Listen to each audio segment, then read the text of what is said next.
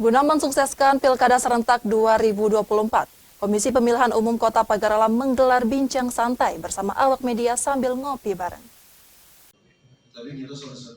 Kegiatan bincang santai bersama awak media Kota Pagar Alam baik media cetak, media online, dan media elektronik yang ada di Kota Pagar Alam.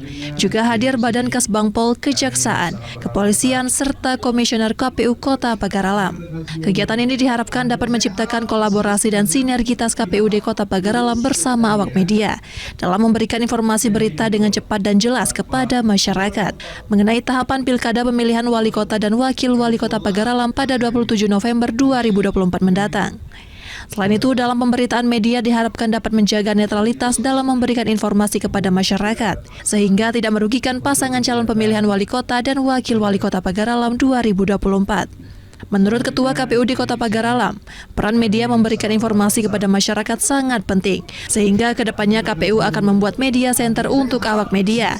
Selain itu, kegiatan bincang santai kolaborasi dan sinergitas KPU dan media serta pemerintah, kepolisian, kejaksaan terus bersinergi guna mensukseskan Pilkada Kota Pagar Alam yang kondusif, aman, dan damai. Untuk sepenuhnya kepada seluruh rekan media, dalam hal ini kami yakin kepada rekan-rekan media kita bisa berkolaborasi bersinergitas guna menuju Pilkada di Kota Pagar Alam dalam keadaan damai, tentram seperti yang kita harapkan. Sementara itu, Wakapolres Kota Pagar Alam mengatakan semua stakeholder dan instansi yang ada di Kota Pagar Alam dihimbau agar bersama-sama mensukseskan pesta demokrasi pemilihan wali kota dan wakil wali kota Pagar Alam.